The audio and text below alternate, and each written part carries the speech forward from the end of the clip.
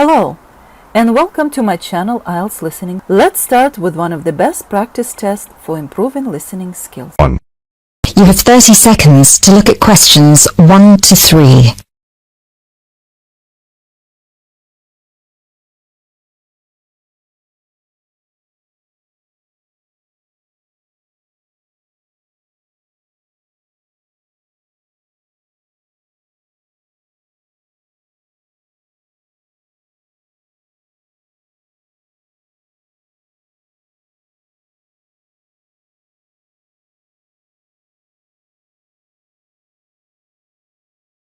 Listen carefully and answer questions 1 to 3. Hello, accommodation department. How can I help you? Do you look after accommodation for international students? Yes, we look after accommodation for all the students. Good. I hope you can help me then. I've only just been accepted onto a postgraduate course, and I want to know if there is any accommodation available from this September. I know it's very short notice. Yes, it is rather late, but I'm sure we'll be able to find you something. First of all, can you give me your name and student number so that I can find you on the system? Sure. My name is Maria Teresa Gonzalez. Maria Teresa Gonzalez. How do you spell that? Gonzalez. Thank you. Got it. And your student number, please? SHU300715PG. SHU300715PG. Ah, here you are. Department of Modern Languages. Yes, that's me.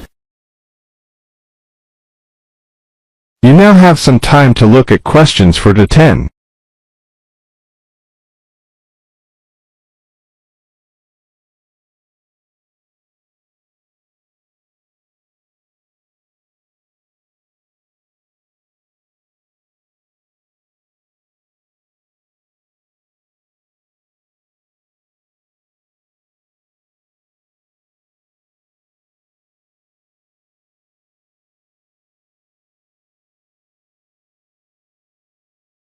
Listen carefully and answer questions 4 to 10. Okay, now there are several options for postgraduate students. Firstly, there is the Trigon. This is a new block near to the station and not far from the main campus. Accommodation is what we call cluster accommodation. What does that mean? There's a small group of rooms, usually 6, each with its own bathroom clustered around a lounge kitchen area which is shared. Oh, I see. That sounds good. They are very popular. The price for these is £99 per week, and we do have some availability left. However, for postgraduate students, there are other options. And what are they? There's another apartment block called The Cube, located near the west gate of the campus. Accommodation there is in 1 or 2 bedroom self-contained flats. So, the cube is self-contained? How does that work? Well, basically, they're just like ordinary apartments. Each apartment has 1 or 2 study bedrooms with ensuite bathroom, a lounge and a kitchen. And what is the price of those? For the 1 bedroom, it is £180 per week, and for the 2 bedroom, it is £110 per week for each person. And can I choose who I share with? If you have a friend and you would like to share with them, of course, we can reserve a 2-bedroom apartment for you both. Otherwise, you just have to share with whoever else is there. Obviously, it will be another woman. I will have to think about this. Do I have to make a decision now? No, but we don't have much accommodation left, so I can't guarantee that there will still be availability if you leave it too long. Yes, that's fair. I have a friend in the management department who might like to share. I will speak with her and get back to you this afternoon. Okay, fine. Do let us know as soon as you can. I will do. Thanks for all your help. My pleasure. Bye. Bye. That is the end of part 1. You now have half a minute to check your answers.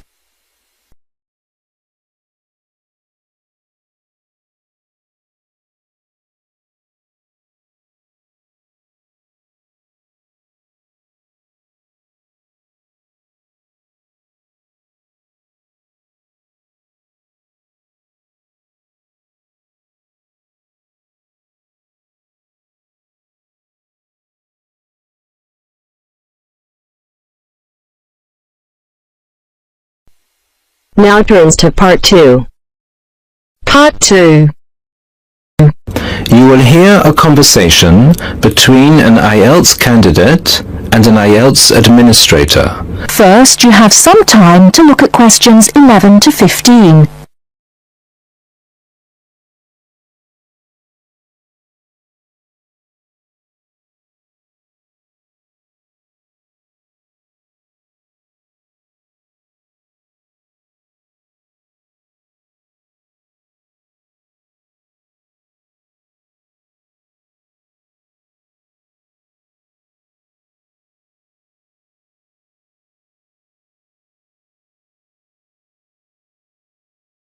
Now, listen carefully and answer questions 11 to 15. Good afternoon. I'm applying for a master's program at the University of Exeter in the UK. I'm planning to register for the IELTS exam at your centre next month. I have some questions I'd like to ask you before I register, if that's okay. Certainly. Would you be taking the academic module? I think so, but I'll have to contact the university just to make sure. You'll probably need the academic because most universities don't accept the general training. And anyway, the procedures to register for the exam are the same for both the general and the academic modules. Good. My first question is whether I sit all parts of the exam on the same day. I don't live here, you see, and for me it would be more convenient to do all the papers on the same day. Unfortunately, the speaking part is scheduled for Thursdays, and reading, writing and listening tests take place on Saturdays. We can't change the days, I'm afraid. That's a pity. Well, never mind. What sort of documents do I need to bring in order to register? You'll have to fill in the IELTS application form and bring an ID, a copy of your ID and 2 passport-size photos on a white background. Will any ID do? We only accept original passports and national IDs. That's good to know. Did you say that reading, writing and listening are scheduled for Saturday? That's right. Will I get a break in between the papers? I'm afraid there aren't any breaks between the papers. Each paper takes an hour to complete, so it's 3 hours straight through. You'll first do listening, and then reading, followed by the writing test.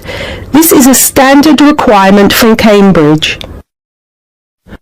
Before you hear the rest of the talk, you have some time to look at questions 16 to 20.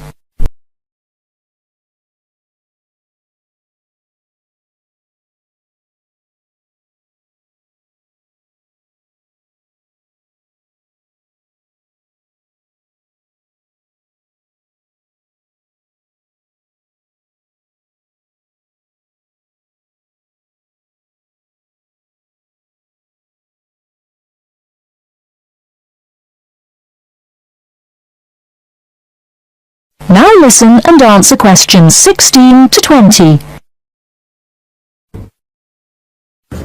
Okay, and how soon after the test can I pick up my results?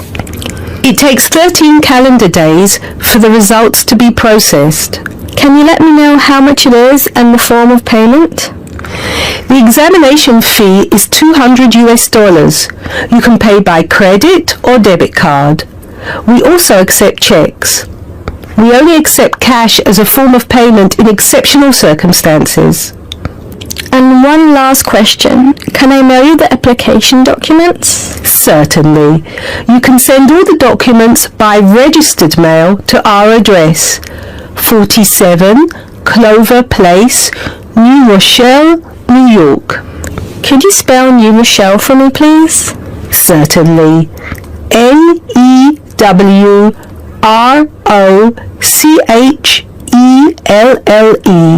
Could I have the zip code as well? Sure. Our zip code is 10806.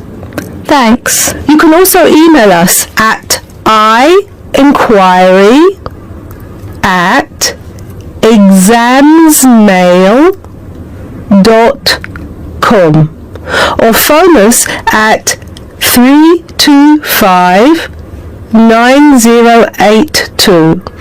I think that's all. Thank you very much for all the information. Bye. You're welcome. Goodbye. That is the end of part 2. You now have half a minute to check your answers.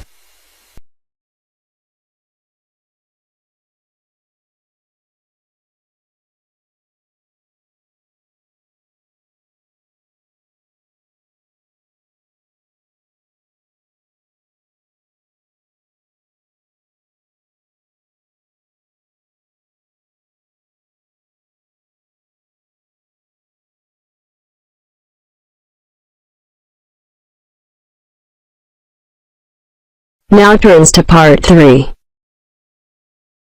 Part 3. You will hear a student, Alex, asking his tutor for advice about essay writing. You now have 30 seconds to read questions 21 to 27.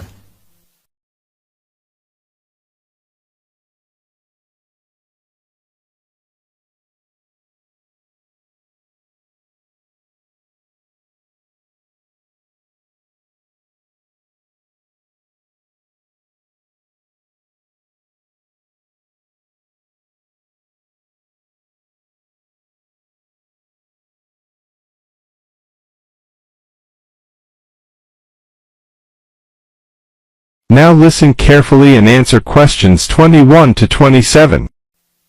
Hi, Alex. Come in. I gather you wanted some help with writing essays. Yes, I'm finding this first term difficult, and I'm worried about the assignments we have to do for January. Well, let me see if I can help. You shouldn't panic about it, because essay writing is a very straightforward process, really. What it involves is organizing the information that you want to include. You shouldn't have more than you can easily manage within the word count. Make sure you haven't got too much or anything irrelevant. You need to look at that and work out what you need and what you don't need before you start. And then you just have to think about how you're going to put forward your argument. Oh, that sounds very straightforward when you put it like that. But I'm worried I haven't got the necessary skills for writing an effective essay, because English is my second language. Well, perhaps you misunderstand the skills you need. You need to be able to analyze your data, and then I would say the skills of interpretation and expressing yourself are important. Perhaps it's this last one that bothers you, but the more essays you write, the more you will develop these skills. Yes, and I don't quite know how to improve at that. Though, as you say, I know practice will help. And I need to make sure I've got everything ready before I start. Yes. What is vital to good essay writing is preparation. So make sure you build in enough time to do the research you need. Are there any other sources I can use to help me with essays? Yes. You should go to the library and look through the reference section, because there are books that focus on the style we use in academic writing, and those will help you a lot. The other thing that you should think about is what happens when you've actually written your essay. Too many students just complete their work and hand it in, whereas what you should be doing is making sure that you edit it as thoroughly as possible. Oh, yes, that's a good idea. Then I'd pick up any mistakes and also see if it reads logically. Exactly. The other thing is, again, what a lot of students do is get their essays back, look at the marks, then just file it away. They don't realise that if they checked it through and looked at what the tutor had written, then they can learn from their old essays. Yeah, I can see that's a good idea. So, is that okay? You can always come back to me. Now look at the questions 28 to 30.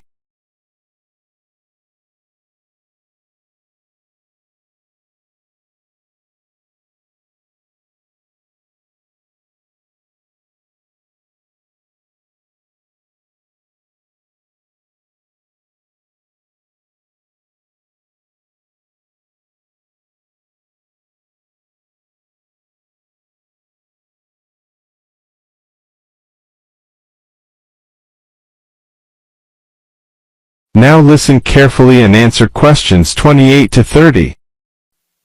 Actually, there were a couple of other things I wanted to ask you about essay writing. Uh-huh. I had a few thoughts of my own about what I should do, such as really taking good notes when I'm reading, because that helps, doesn't it? I think it improves your knowledge rather than your actual writing. But one tip I can give you is to try and not read too much. Otherwise, you end up including irrelevant material in your essay. Remember to stay on task. Yes, sometimes I have problems interpreting the questions correctly, or the whole question seems overwhelming to me. What I try to do is highlight the key parts and divide it into smaller chunks so I can manage it. Well, you might find it useful to break it down even further by making sure you understand all the words perfectly before you start. Things like assess or comment and such like. Yes, I see. Sometimes, after an objective analysis, the question actually asks you for a subjective opinion, but you must remember to support your arguments if that's the case. One final comment I can make is about using your own words. You must try to do this as far as possible. You're expected to summarize what you've read, not just string together a list of quotations. In fact, you shouldn't have too many. Just use them where it's really important. Okay, thanks. Do you read other students' essays when you've finished? No. Why? Is that a good idea? Well, you can confuse each other, so I'd advise against it. But it's up to you. Okay. Thanks very much for your time. And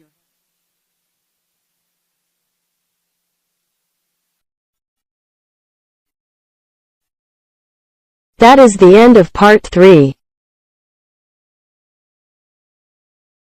You now have half a minute to check your answers.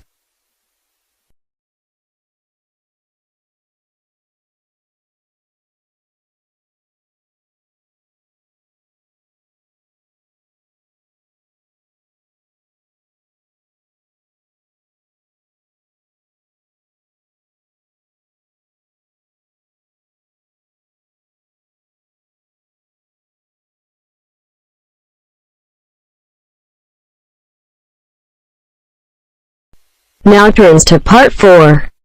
Part 4. I've asked you here just to remind you about this Friday's field trip. First, you have some time to look at questions 31 to 40.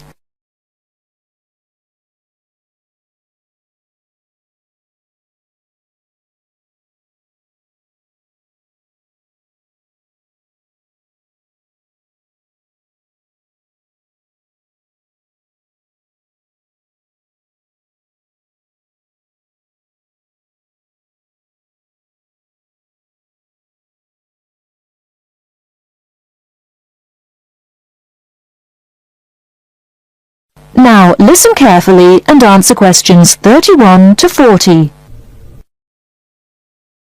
Okay, I'd like to keep this meeting as brief as possible, as I'm sure we all have things to do. I've asked you here just to remind you about this Friday's field trip. This is the first of many field trips you'll be going on, so there are a few rules I'd like to make clear now. Most importantly, I want you all to remember that simply because you are leaving the college does not mean that you are not studying. This is an essential part of your course and should be treated as such. There will be 2 assignments for you to complete whilst you are there, and some extension work you will be expected to do over the weekend, so I suggest you all pay attention on the day. Moving on. Remember that we are going to a salt marsh and must dress appropriately. High-heeled shoes and t-shirts are not what I consider appropriate. You need good footwear, preferably boots, and you should bring a waterproof jacket as the weather is unpredictable. It would also be a good idea to bring a change of clothes. There is a chance you will get wet, and a 3-hour return journey in damp clothes is nobody's idea of fun. We will be on the marsh from about 10 o'clock to about 4, so you will be given a light lunch. However, if you want to bring any snacks with you, then please feel free to do so, although we will be stopping for dinner on the way home. Now, this is the 4th time the college has been to Park Drive Saltmarsh, and so far we have never lost a student. However, remember that there are 28 people going, and if you are late, you will be keeping myself and your colleagues waiting, and at that time of the morning you will not find me very forgiving. Please try to arrive a few minutes before 7. If you are not here on the hour, you risk being left behind. For those of you who are being collected in the evening, you can expect to be back here between 8:30 and 9 p.m. But do warn whoever may be coming for you that the traffic is unpredictable and it may well be later. Before you go, I'll hand out your assignment papers and briefly explain what you have to do. Now, on the first page, all you are required to do is identify the flora and fauna on the page and find an example in the salt marsh. As I told you on Monday, you will need a camera for this. I recommend one of those disposable cameras rather than something more valuable, as the marsh can get very dirty. Now, on page 2, you will be looking more at the bird life on the marsh. You should be able to see what you have to do for this assignment, but there will be plenty of time on the way there to ask any other questions. Well, we'll stop there, and I'll see you all on Friday morning. Oh, before you go, just a word of caution. The plants are there to be seen and photographed only. Remember that this is a protected site, and we will have to get permission for this trip. If there are any problems, we may not be allowed to go again, and you will be spoiling the opportunity for other students. Okay, if you have any questions, come and see me later today or tomorrow. That is the end of part 4. You now have half a minute to check your answers.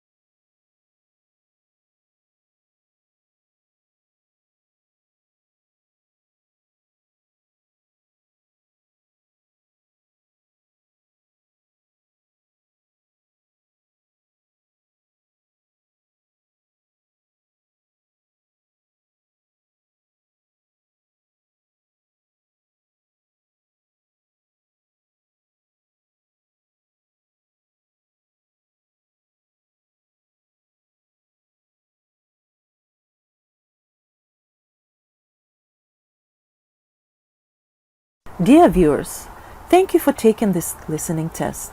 Please let me know about your score in the comments section below. Keep on practicing. It's the only way to be successful. We are planning to upload more IELTS helpful videos. Please subscribe to our channel, IELTS Listening. Thank you.